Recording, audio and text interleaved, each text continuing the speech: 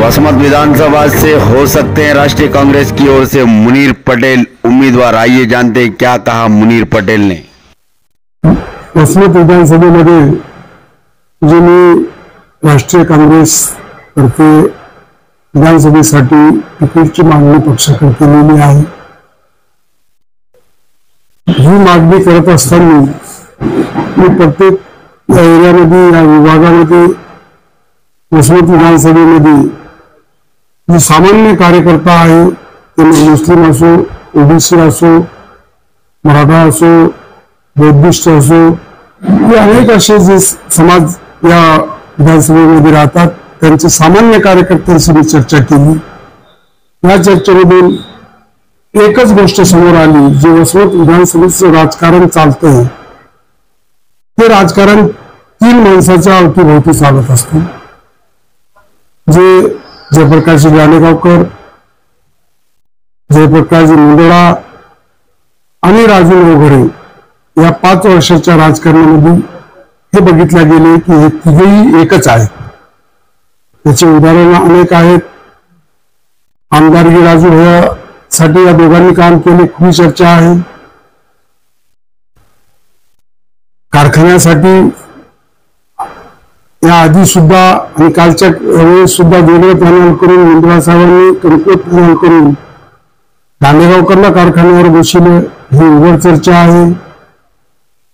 आणि market committee जवळ बाजार आणि वसमत हे मुंदडा साहेबाला या दोघांनी सोबत राहून हे मुंदडा साहेबाला दिली, ही सर्वांच्या समोरची या सगळ्या गोष्टी कार्यकर्त्यांच्या समोर आहेत। आणि हे तिघेही एक आहे। आजही विधानसभेमध्ये तिकीट मागत असताना हे तिघं वेगवेगळ्या जागी जातात। आज बघितलं तर राष्ट्रवादी शरद पवार गटाकडे गाणेगावकर साहेब आहे। आज बघितलं जे उबाटा गटाकडे मुंदडा साहेब होते त्यांनी उबाटा गट सोडून शिंदे गटाकडे गेले। आणि राजू नवघरे हे सुद्धा जे राष्ट्रवादीकडून निवडून आलेले होते, लोकांनी एक सेक्युलर म्हणून मतदान दिलेलं होतं, परंतु ते सुद्धा आज कुणीकडे गेले, अजितदादा गटाकडे गेले। म्हणजे यांनी पक्ष वेगवेगळे वाटून घेतले आणि वारंवार यांनी हे सिद्ध करून दाखवले की आम्ही तिघे एक आहोत। आज कालपर्यंत मी यांचे कार्यकर्ते राष्ट्रवादी पवार गट असो की राष्ट्रवादी अजितदादा गट असो, दोघांचे कार्यकर्ते दोघं नेतेही जाणारे मी तुम्हाला दिसतील,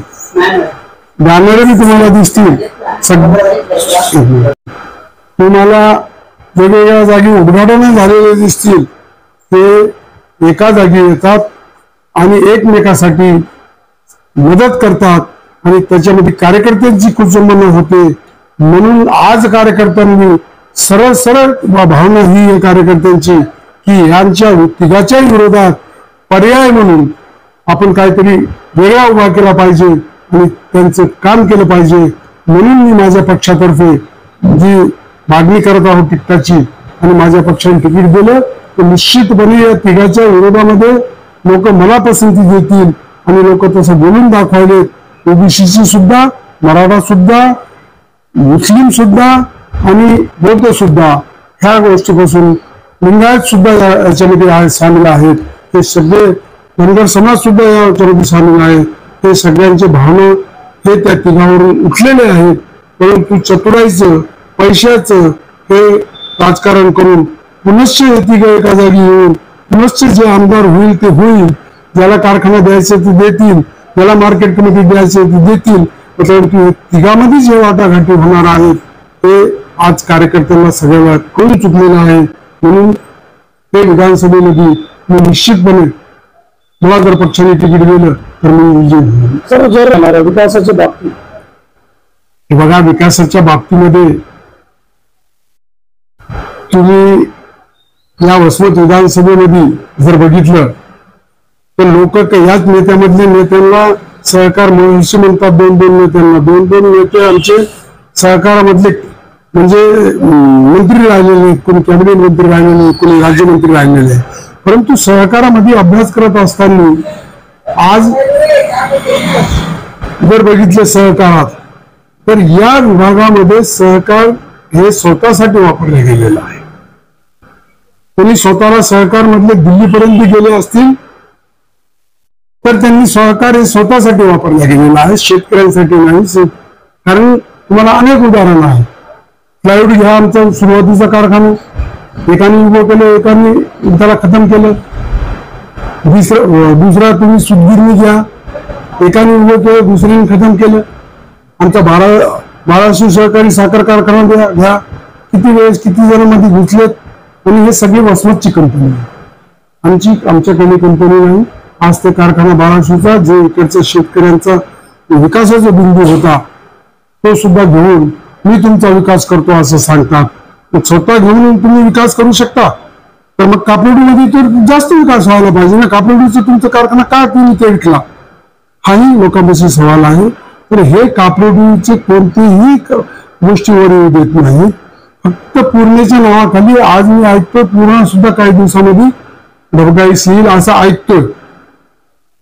तर हे कापडीचा विकास असा आहे.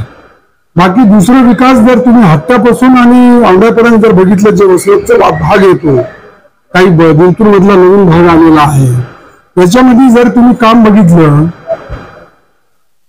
तर मला वाटतं 40 वर्षात आमची 4 टर्म मुंडवा साहेब आमदार मंत्री राहिले, 2 टर्म धोंडेगावकर मंत्री आणि आमदार राहिले, आता राजू भया नवगरे राहिले.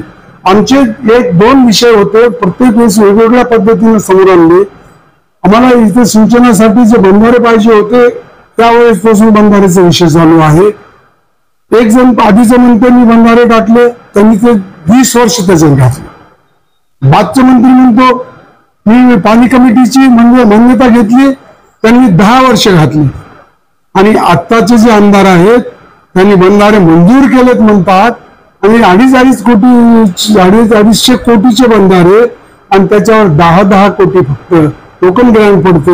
म्हणजे 10चा हिशोब लावलं तर 25 वर्षात बंधारे होतील. त्यावेळेस त्या बंधाऱ्याचे व्हॅल्युएशन हे 250चं 750 वर जाईल. म्हणजे हे बंधारे होणार नाही, हे फक्त आमच्या एरियातील उठून घेण्यासाठी हे विकासाचं बोलले जाते. काय विकास केला, इकडच्या लाईनचे प्रश्न कसे आहेत. लाईनचा आज 132 kV साठी आम्ही सुरुवातीपासून प्रयत्न करीत होतो, परंतु वसमत कळले हे नेते असल्यामुळं त्यांनी इकडे 132 होऊ दिलं नाही. त्यांनी 132 वसमतला केलं, इथले विषय असताना सुद्धा, इथले प्रस्ताव असताना सुद्धा. परंतु इथे जवळबाजार विभागामध्ये 132 केलं नाही, किंवा औंढ्यापासून नाट्यापर्यंत 132 केलं नाही त्यांनी या विधानसभेमध्ये, मतदारसंघामध्ये. आणि शेतकऱ्यांचे जे प्रश्न आहेत ते मग कोणतेही अनुदान असो की काही असो, कोणताही प्रश्न उपस्थित केला नाही. रस्त्याचा प्रश्न तुम्हाला सांगतो, 2 राज्यमार्गामध्ये जो 2 रस्ते आलेले आहेत, एक वसमत पासून नालेगाव पर्यंतचा एक रस्ता, आणि एक मुळी ते वसमत रस्ता. तर या 2 रस्ते मार्गावर आलेले असताना बजेट कोणावर पडलं, मुळी या रस्त्यावर. हे इतका महत्वाचा वसमतला जोडणारा रस्ता आहे, हे इतकं विधानसभा पूर्ण जोडणारा जे रस्ता आहे. आमच्या नालेगाववर एक पूल द्या म्हणून आम्ही किती वर्षापासून बोलावलो, परंतु दिल्या गेलं नाही. कुठे विकास आहे इकडे, एक विकास दाखवा. हा, स्वतःचा विकास निश्चितपणे इकडच्या भागामधून स्वतःचा विकास या लोकांनी करून घेतलेला, आणि हे कुणी बोलायला तयार नाही. आमच्यासारखे बोलतात तर आम्हाला दाबतात.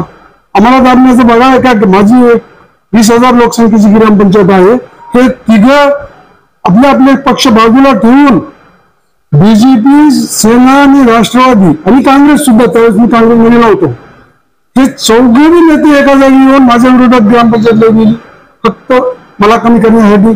आज जे ग्रामपंचायतचा सरपंच बसलेला आहे, राष्ट्रवादी पवार गटाचे 2 माणसं आहेत, अजितदादा गटाचे एक माणूस आहे, बीजेपीचा 2 माणसं आहेत, मराठा सेनेचे सरपंच आहेत. हे इतके जण मिळून एखाद्या अल्पसंख्याक माणसाला दाबायचा प्रयत्न करीत असाल, परंतु जनता माझ्या पाठीशी आहे. जनताने आज मला बी तिथं बहुमत दिलेलं आहे, परंतु टेक्निकल काय अडचणीमुळे मी ती स्थापन करू शकलो नाही. तसंच मार्केट कमिटी जोळा बाजार मध्ये माझी सत्ता, माझे चेअरमन 15 वर्ष राहिले आणि 2 वर्ष मी त्यांच्या विरोधात पैसे खर्चून या नेत्यांच्या म्हणण्यानुसार सेनेच्या विरोधात ही मार्केट कमिटी लढलेली आहे. ज्या सेनेच्या विरोधात ज्या कार्यकर्त्यांना हे इलेक्शन मध्ये लढवितात त्या कार्यकर्त्यांचा विचार न करता हे तिघे एका जागी येऊन पुन्हा मला तिथं दाबण्याचा त्यांनी प्रयत्न केलेला आहे. म्हणजे ह्या तिघापेक्षा चौथा माणूस कोणी वाढू नये हे वसमत विधानसभेचे समीकरण आहे. इथं पक्षीय समीकरण नाही, इथं कोणतं विचाराचे समीकरण नाही, तर फक्त कशा वर येणारा माणूस कसं दाबता येईल हे तिघे मिळून दाबत असतात. म्हणून आता लोकांच्या ही सगळ्या गोष्ट लक्षात आलेली आहे.